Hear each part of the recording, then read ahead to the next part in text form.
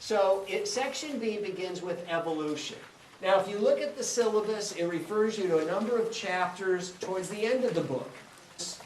In most biology classes, usually save the subject of evolution for the end of the course. I'm doing it right here at the beginning. Frankly, I don't spend a lot of time talking about evolution. And the reason why I don't spend much time on evolution is for two reasons.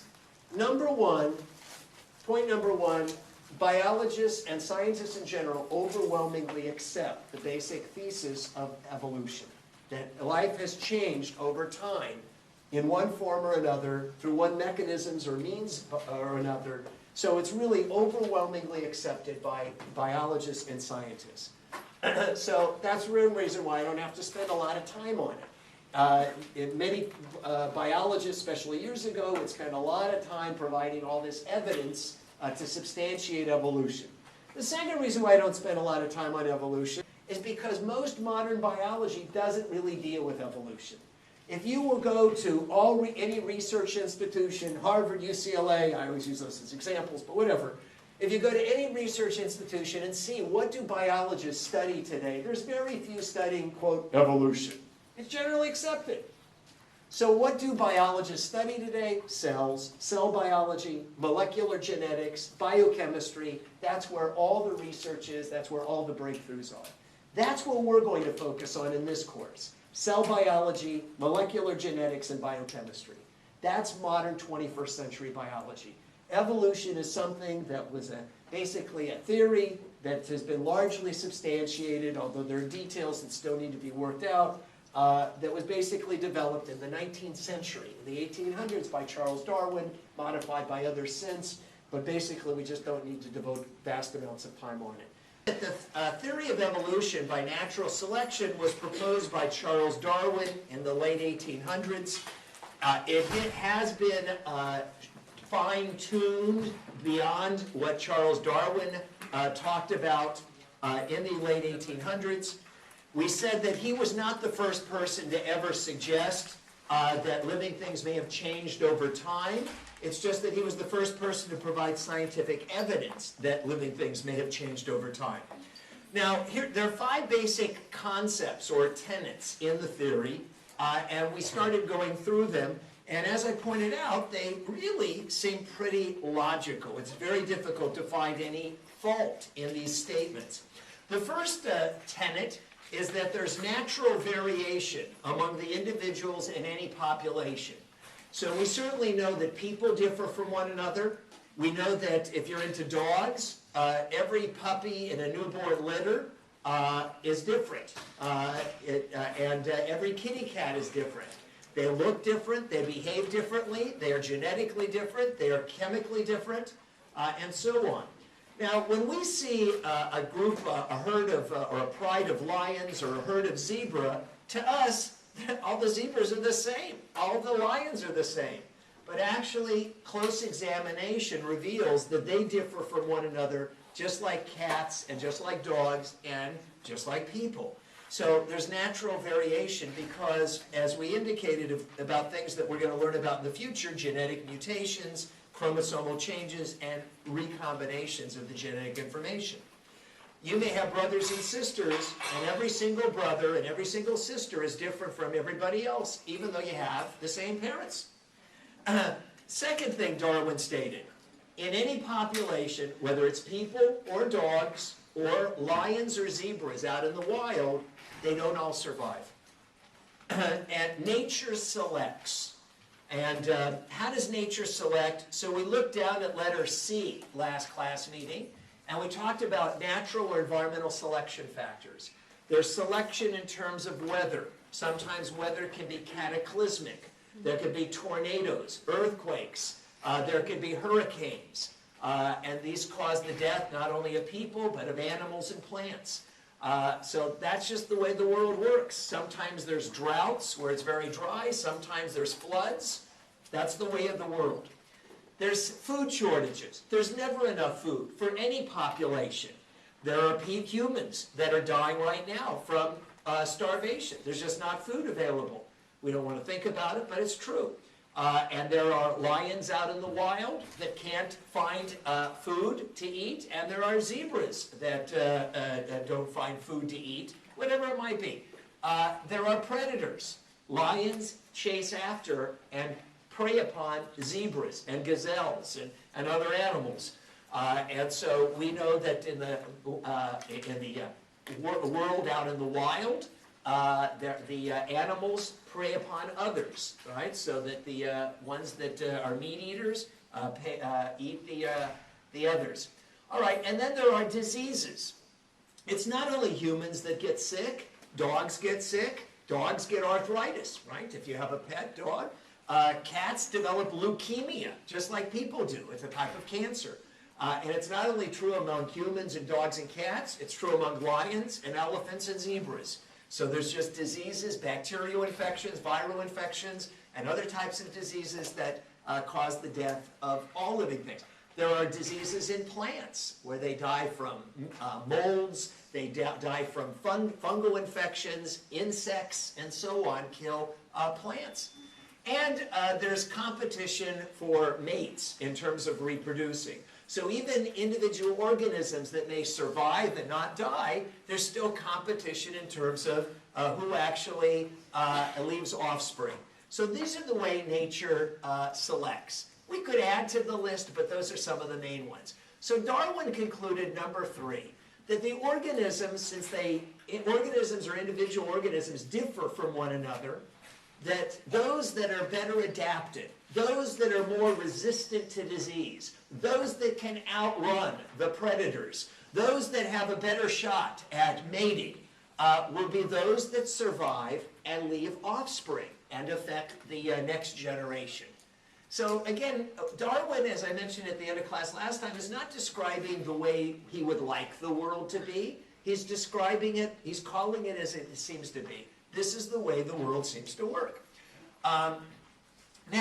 Number 4, Darwin also proposed that many of these adaptations, many of these differences among individual organisms in a population can be inherited, or these traits or characteristics can be transmitted from one generation to the next. Now, Darwin did not know about DNA. He didn't even know about genetics. They hadn't yet discovered DNA as the chemical that is used to transmit genetic or hereditary information from one generation to the next. But people had been breeding animals and plants for hundreds or thousands of years. So people knew that if you wanted to have a fast racehorse, then you would take 2 horses that both ran fast and mate them together, and hopefully you would get an offspring that would run maybe at least as fast as the parents and maybe even faster. They knew that if you wanted to have a cow or a hog, a pig that was big, so you took quote parents that were large, and therefore you would breed them so that you would have large cattle and sheep and goats. We, in modern times, have bred turkeys to the point where they can barely walk, because we want a nice big turkey for Thanksgiving. So people had been breeding animals and plants. They had been breeding plants. The story of actual breeding actually appears in the Bible, when Jacob actually breeds goats and sheep, if you actually read the story. So people had been breeding plants and animals for hundreds, thousands of years. They didn't know exactly how it worked, but they knew that it did work.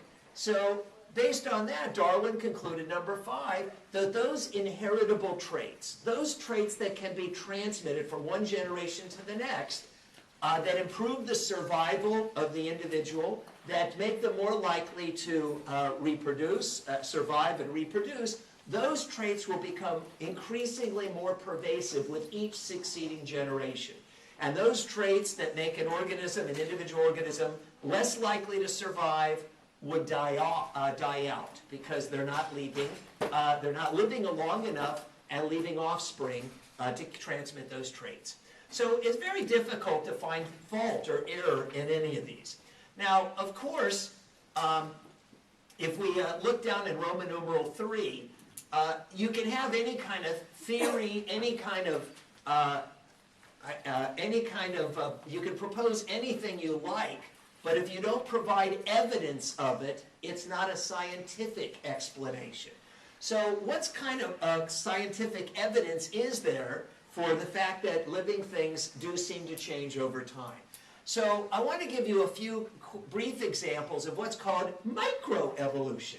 Micro means these are small changes, not big, small, micro, small changes that have occurred in populations of organisms over a relatively short period of time.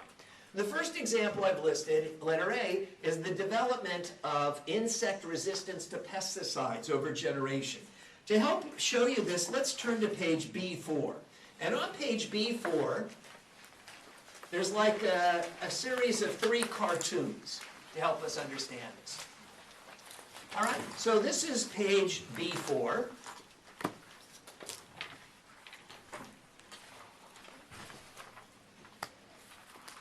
And let's imagine that a farmer has a field where they're growing wheat or corn or growing something, and he notices that there's a bunch of grasshoppers. And the grasshoppers are eating up all the crop. So let's say the farmer's going to spray this field with an insecticide. Now the insecticide that's cited in this example is DDT. It really doesn't matter what the name of the insecticide is. But the farmer sprays this brand new insecticide, let's say it's a brand new one, and it kills 99% of the grasshoppers. It's fantastic. The farmer is delighted. It's killed off almost all the grasshoppers. But the critical word that I'm saying is almost all. Why didn't the insecticide, this brand new insecticide, kill off all 100%? Remember, are all grasshoppers absolutely genetically identical? No. No. So while it may be a very effective insecticide, and I'm suggesting that it killed 99%, maybe it didn't, to kill 99. That's a lot. But we know that no insecticide, none, will kill 100%. Because there's always a few insects, a few of any living thing that are less affected by these chemicals. Why? Because they're genetically different. They are biochemically different. If we were all exposed to, let's say we all ate food that had gone bad and we all got food poisoning, there might be 1 or 2 of us that, didn't really affect us just because we're different. And others of us would be just retching and maybe even die from food poisoning. Most of us might just get temporarily ill. So people differ in their how they respond or how they're sensitive to different things. Okay, the farmer is very happy. The insecticide kills off just about all the grasshoppers, and he's able to harvest his crop. Let's imagine 1 year goes by, and now it's 1 year later, and he looks out at his newly planted crop the second year, and damn, there they are again, grasshoppers. And he's thinking, but I killed them, just about all of them last year. Where did they come from? Where did they come from? These are the offspring of that small percentage of grasshoppers that survived the first year's spraying. Now remember, these are the offspring of those that were resistant to the insecticide. And these grasshoppers have inherited some of that resistance from, quote, their parents. The farmer says to himself, okay, I'm okay. I used that insecticide last year. It was fantastic. I'll just spray my field again with that same insecticide. He sprays using that same insecticide. It doesn't kill as effectively. It's only 70% that they're killed, not 99%. Why not? Because he's now spraying grasshoppers that were the offspring that have inherited this resistance. And it didn't work as well against them. He's still happy. He killed most of them, 70%. He's still able to harvest most of his crop, but it didn't work quite as well. Let's take it to the 3rd year, 1 year later. This is now the 3rd year, and damn, there they are, grasshoppers again. Where did they come from? These are the offspring of those that have now survived from the previous year. Now, these have now the offspring of grasshoppers that have survived 2 sprayings in 2 years in a row. So these have inherited even greater resistance, have less sensitivity to this insecticide. All right, so he sprays this third year, and now it only kills 30%. Every single year he's spraying these insecticides. He's killing off the sensitive ones, and only those that are less affected are surviving.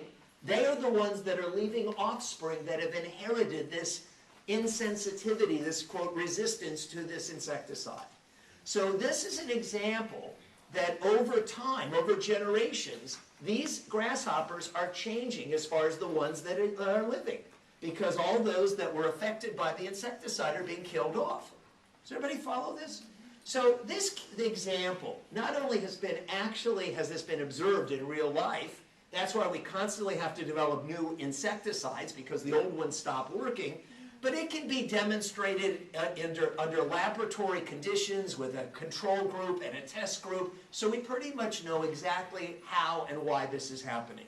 So nobody doubts or denies that this phenomenon doesn't occur. If you keep spraying a chemical on these grasshoppers, killing off most of them, those that survive transmit that resistance to the next generation.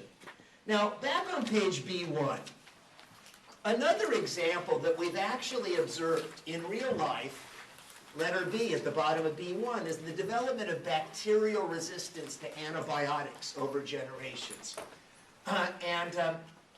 This works very, very similarly to the example I gave you with the insecticide. Penicillin was an antibiotic first introduced in the early 1940s. It was an extraordinary wonder drug. I had mentioned previously that the very first antibiotics they ever had were only introduced in 1930s. Before the 1930s, there was no such thing as antibiotics. Anyhow, penicillin was one of the best that they had ever come up with in the early 1940s. It killed just about every bacteria that was really a serious threat in causing infectious bacterial infections in humans.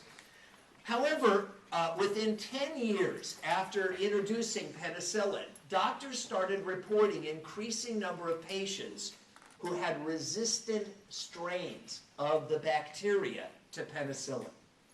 In other words, the penicillin wasn't killing off some of these bacteria that it used to when first introduced in the 1940s.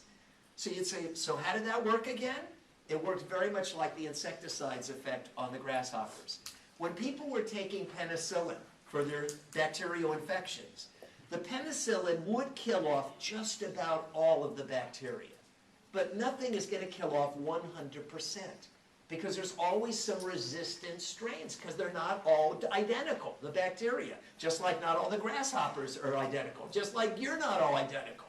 So some bacteria would survive that cause disease, and they would give rise to the next generation of bacteria that were now more resistant to the penicillin.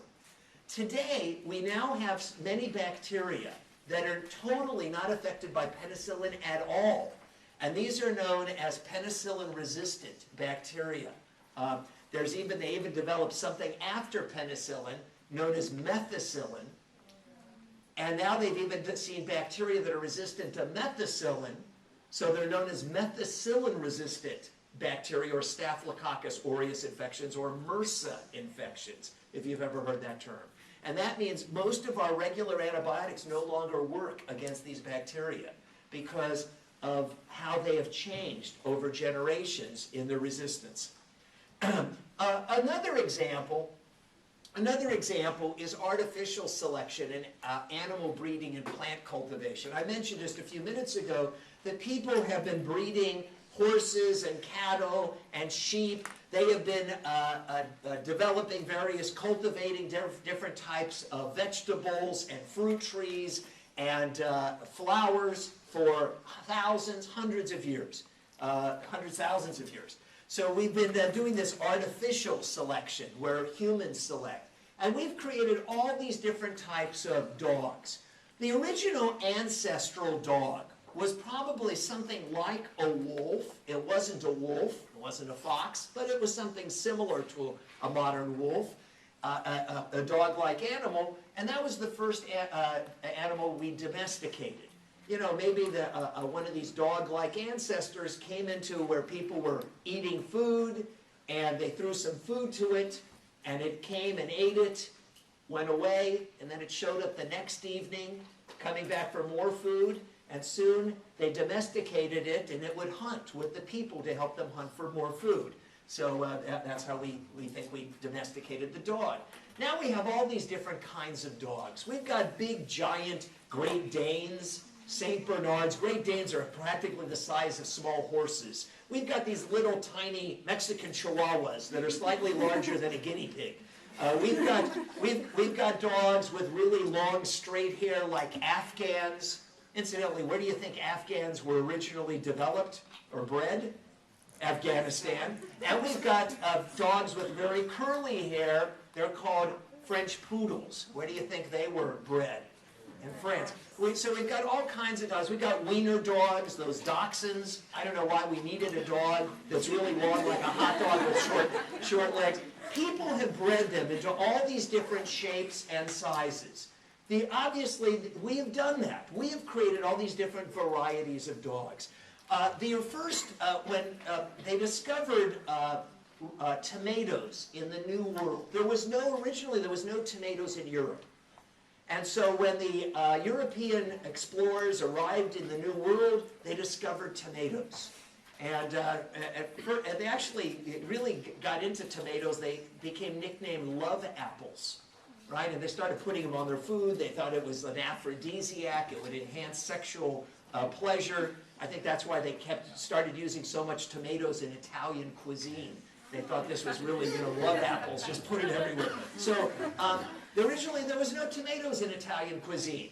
Some of you know that originally there was no pasta in Italian cuisine. We think Marco Polo of Venice, Italy, traveled to China and brought back this idea of egg noodles from China to Italy. So then they started around 1500 having noodles from China and tomato sauce from tomatoes from the New World. But anyhow, today we've bred these tomatoes. We've got large beefsteak tomatoes that are really large. We've got little tiny cherry tomatoes that are small. We've got pear-shaped Roma tomatoes. We created all these different varieties of tomatoes. We've done that with flowers. There was an original small pink rose. It wasn't very big. And we've bred it into these large red roses. We've got yellow roses and white roses. We've got mixed blended roses that are both red and yellow, all mixed in. We created all these different varieties. So the idea is that anything that we can do, nature could have done as well, because that potential to change is built into the living things themselves. That a potential to change over time. We were just directing it. So these are some examples of microevolution. Nobody can deny these. We've seen it happen. We can demonstrate it under controlled laboratory conditions. So at this point, you might say then, okay, then what's the problem with evolution? There is no doubt that microevolution occurs. The question is macroevolution. The question that exists is, can living things, we know they can change over generations. The question is, how much can they change over longer periods of time?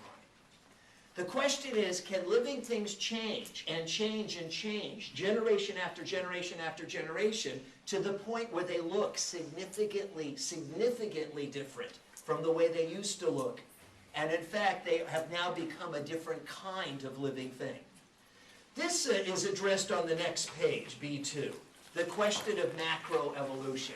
So in fact, I posed it as a question: could the continuing accumulation of these genetic or adaptive changes over thousands of generations, over millions of generations, over vast periods of time, lead to organisms different enough from their ancestors to be called different species or different types? Now, this general concept of living things changing over time and changing dramatically, becoming dramatically different, is not unique just to biology. Because in all the sciences, they talk about things changing over time. In astronomy, you learn about the Big Bang and how the universe originated 15 or 20 billion years ago, according to current scientific evidence and theory, and that the universe has been changing over the last 15 billion years. The universe has been expanding, Stars have formed and stars have died. It's not just people who die, but stars actually can be formed and die. Galaxies have formed, and all the different celestial bodies, the stars, the planets, have been moving apart. That's part of the Big Bang, or expansion of the universe. Not only do astronomers talk about how the universe as a whole has changed over time, geologists who study the Earth say that our Earth has changed over time, that the continents move on tectonic plates, and so the Earth is literally moving beneath our feet. That's what an earthquake is, that literally the continents are moving. There are earthquakes, there are volcanoes, there's tsunamis, there's all these geological changes. There's erosion of mountains where they erode away, and there's the buildup and uplifting of massive amounts of rock, creating new mountains. If you take a geology class, you'll hear about all this. So they would say that the Earth, which has existed for about 6 billion years, has been changing over time.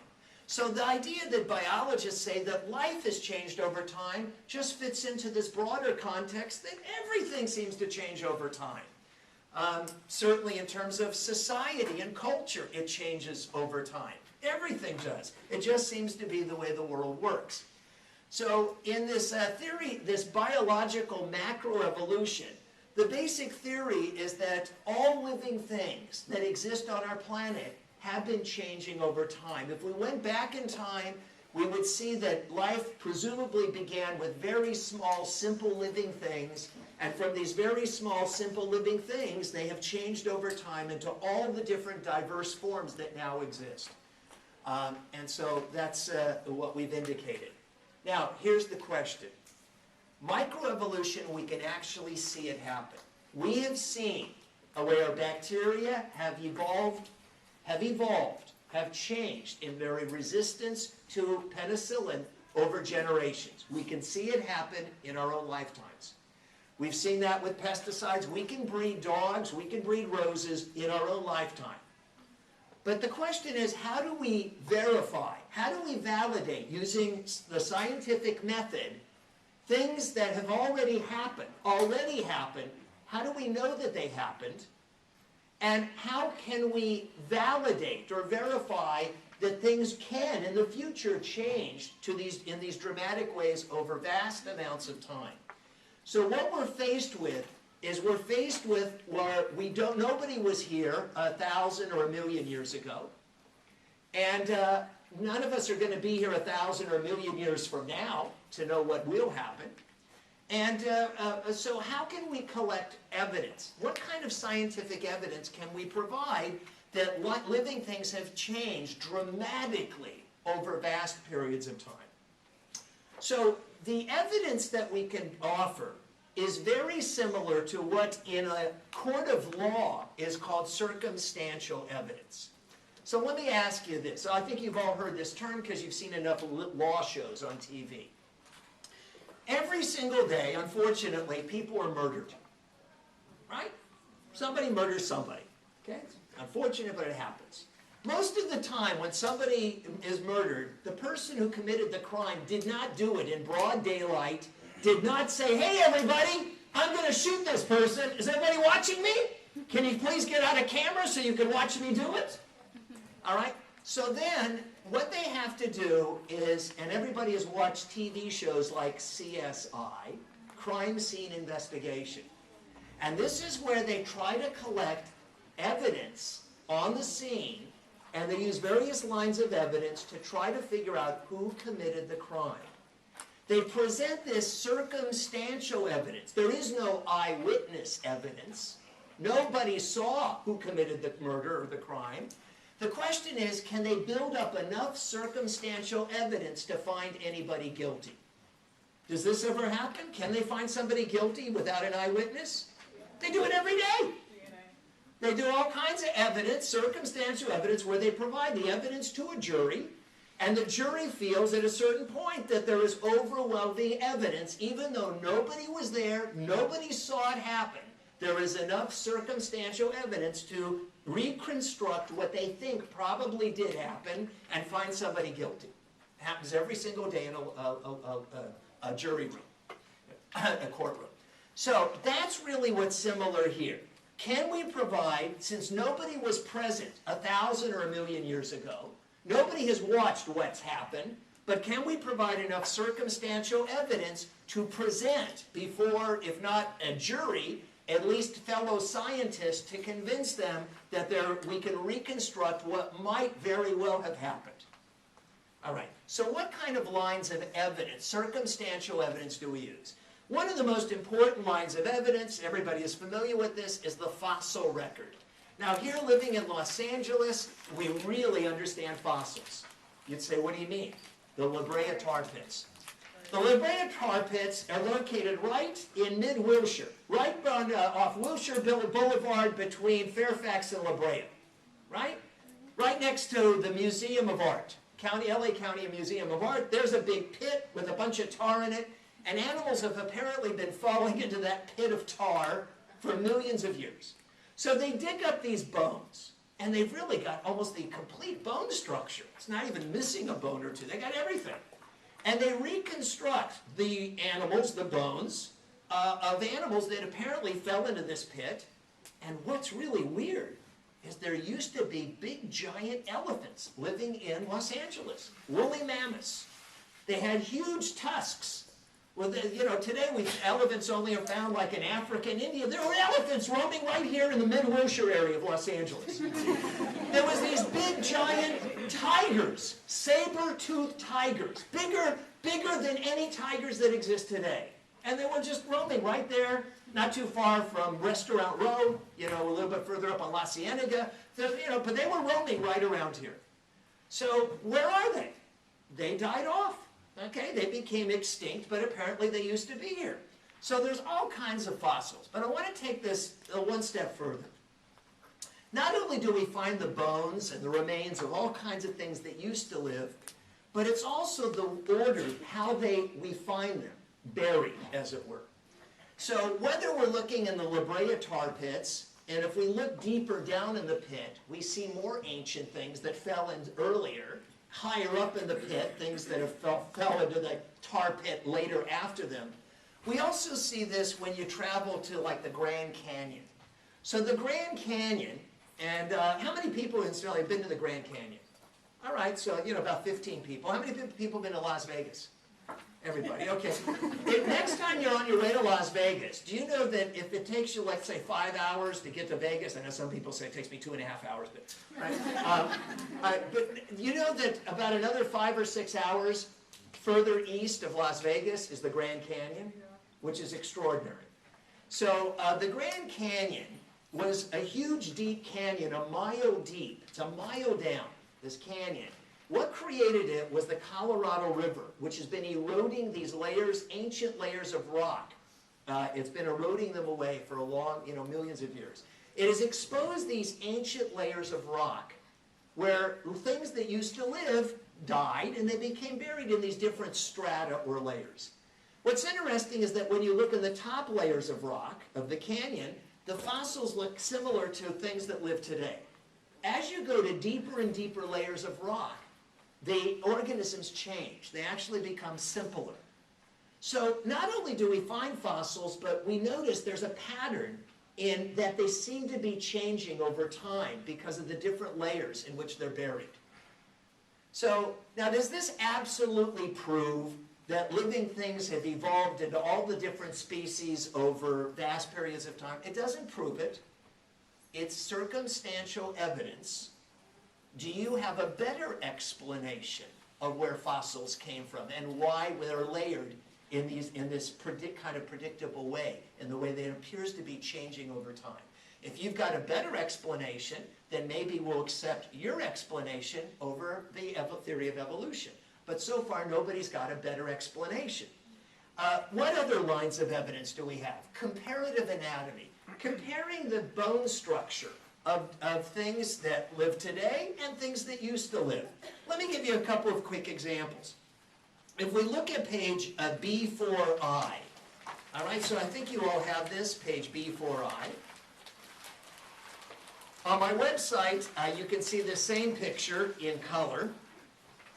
And it just shows the bone structure of a bird, of a bat, a whale, a cat, a horse, and a human.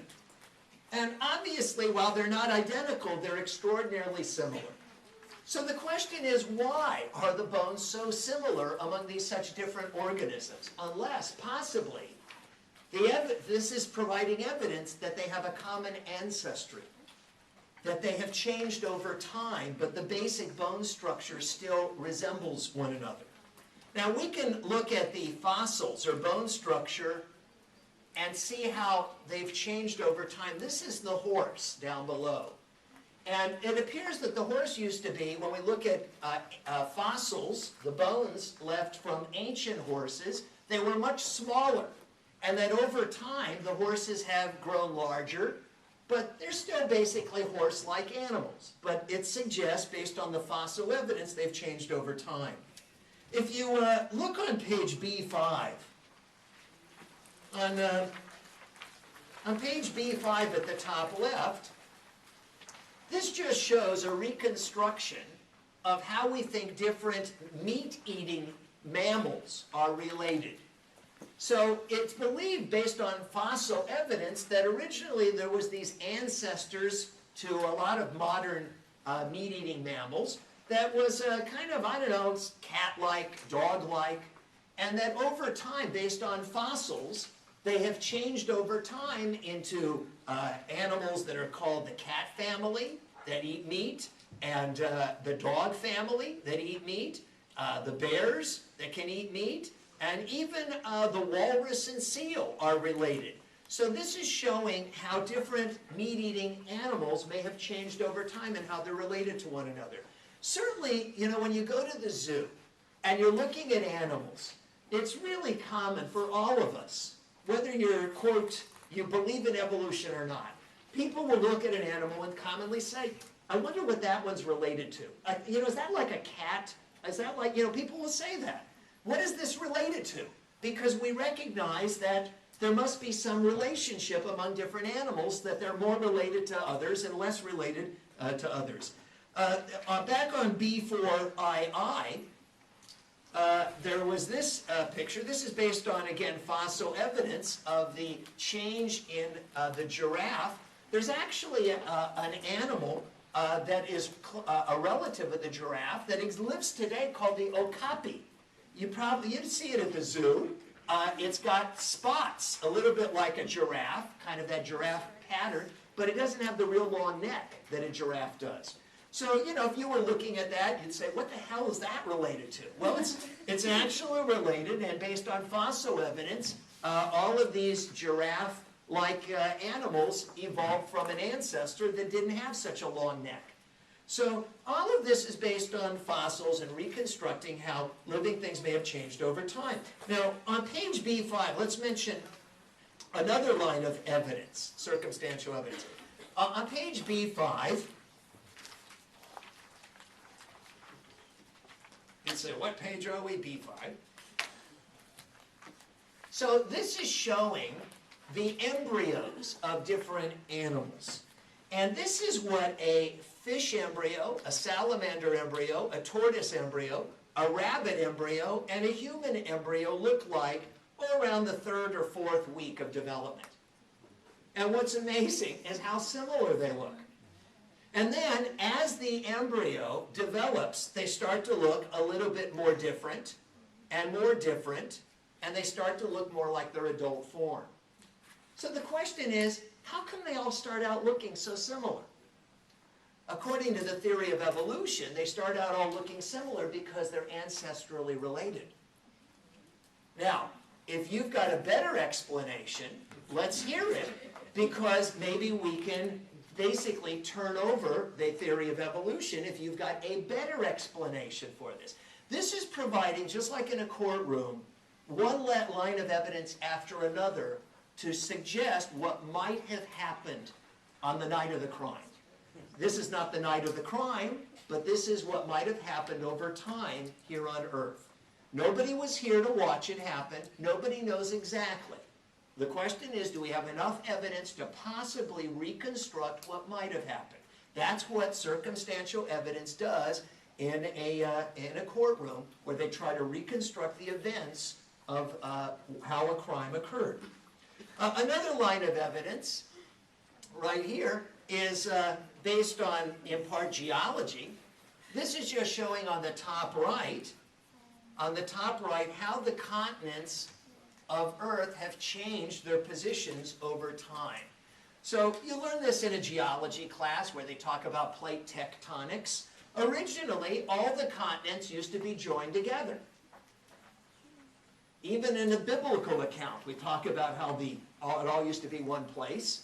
And everybody has noticed at one time or another how the contour or edges of South America and Africa look like puzzle pieces that could look like it could just fit together perfectly. And in fact, it seems that over the last several hundred million years, these continents have just moved apart. Now you might say, well, like, how do they know they moved apart? Hey, they're called earthquakes, everybody. Every time there's an earthquake, the continental masses move.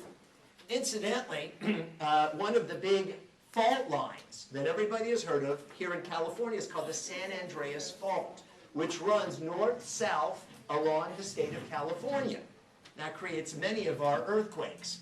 Interestingly, Los Angeles is on one side of the fault line, and way up north, San Francisco is on the other side of the fault line. Every time there's an earthquake along the San Andreas Fault, Los Angeles moves about half an inch north, and San Francisco moves a half an inch south. So if you ever wanted to live in San Francisco, in a few more million years, we're going to be where they are, and they're going to be where we are. That's going to be, solve problems between the Dodgers and the Giants. Then they'll have to switch teams or something. But that's what's happening, so we know that these continents are moving in predictable ways. They can measure it. So what's that got to do with the evolution of living things? Let me give you an example. At one time, when these continents were all joined together, so the animals traveled from one place to another, it was all one continent. As the continents pulled apart, so then some animals that ended up in Africa, and some of the very same animals, when they were joined together, were in South America. Now they're exposed to different environments, right? They're they're moving into different places on the Earth with a different climate. So they start to undergo, over generations, changes in who survives better and who doesn't survive and dies off. So there is an animal that lives in northern Africa in the Sahara Desert called a camel. All right? So a camel has this hump where it stores fat and water because, it's a lot of sand in northern Africa. There's not a lot of water and not a lot of food, and therefore it's got to be able to go for extended periods of time without water and food, so it stores it in that hump. Well, here in South America, there's an animal that's related to the camel. We know it is. The llama. The head of the llama looks absolutely identical to that of a camel. It doesn't have a hump, though, because it lives in the Andes mountains of Peru and Bolivia and so on, in a mountainous area. There's plenty of water, plenty of food. It doesn't need to store water and fat food in a hump. And it's more agile in terms of climbing mountains because of the geography and terrain that it lives in. And fossil evidence prove that when they look at ancient fossils here and here, they find the same identical fossils in both Africa and South America, suggesting that these organisms, these animals have changed over time, adapting to the different kind of environment. Here's another line of evidence. A newer line of evidence, comparing DNA. Now, of course, we all know about this. Somebody mentioned DNA when I mentioned CSI. One of the things they do in every episode of CSI is they say, get a piece of hair, we'll get a piece of skin, anything. We're going to get blood, spit, anything. We'll do DNA analysis, right? And then we know who it is. When they want to do paternity suits, when they want to know, is this the father? Is this not the father of this child? Right? Watch Maury Povich or any of those shows, where they figure out who's the father. So they always ask for the DNA. Yeah, he's gone. That's okay. We haven't lost anything at the end. But basically, we know that. Let me ask you a question. Do you think that your DNA, and if you have a brother or sister, their DNA is similar to yours? It's not identical, but it's similar. What about the DNA of your cousin? It's similar. Do you think it's as similar as your own brother or sister? No. So in other words, we all recognize that the more distant a relationship is, the less similar the DNA is. The closer that relationship, the more similar the DNA. Well, it's the same idea when we look at the DNA of different living things. So is anybody surprised to hear that the DNA of, say, a chicken and a duck is more similar than between a chicken and a human? Are you shocked to hear that? That the DNA of a chicken and a duck is more similar? Then are you also shocked to hear that the DNA between a monkey and a human are more similar than that of a chicken? Are you shocked to hear that? Because that's what we find. And in fact, not only can we analyze the DNA, we can analyze the proteins and everything else. So the more similar chemically, in terms of DNA, genetically, living things are, presumably they are more closely related. Otherwise, what's your explanation as far as similarities or differences in DNA? If you've got a better explanation, then maybe we'll have a better theory of what happened. So let's go back. I've just given you some lines of evidence. Let's go back to page B2. So back on page B2, we said that nobody was here to see what happened. None of this proves, without any shadow of a doubt, none of this proves absolutely what happened. Nobody was here. Nobody knows what happened. The question is there enough evidence to suggest that living things may have changed over time? There's the fossil record. Why are there fossils? Why do they show changes over time? Comparative anatomy, where we compare the similarity of bone structure and so on. Comparative embryology, where we compare similarities between embryos of different organisms. Comparative genetic or biogeographic relations, as I mentioned, like between a camel and a llama, that are ancestrally related, but they become different because the continents moved apart. And now more modern comparative DNA or genetic studies, and even comparative biochemical analysis in terms of all the chemicals, proteins, and everything else. So these and other lines of evidence basically is like in a courtroom, whether it's the prosecuting attorney or defense attorney providing one layer after another layer after another layer of evidence and saying this seems to suggest that living things have changed over vast periods of time, unless you've got a better, what's your theory to the opposing attorney as to how this all happened, because it's pointing the finger at what seems to have happened on the night of the crime, in this case over time. All right, now my job is not to convince anybody of anything. That's not my job. My job is simply to tell you that the theory of evolution is a scientific theory because scientific explanations have to be based on evidence. It doesn't have to be, where you actually photograph something, but it does have to provide what's called circumstantial evidence. It has to provide something. It can't just be a belief based on something logical. You do have to spring these lines of evidence. Darwin was the one who first started doing this, and more evidence has developed over time as we've learned more about genetics and DNA. All right, now what I'd like to do at this point, maybe I've really convinced you of the theory, maybe not. Yes, sir? I want to ask, what if two scientists have substantial evidence on the same matter, but they conflict?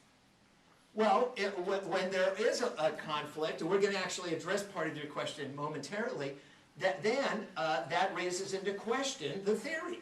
But somebody's got to provide a better explanation. Before we get rid of the best explanation we've got, you've got to have an even better explanation.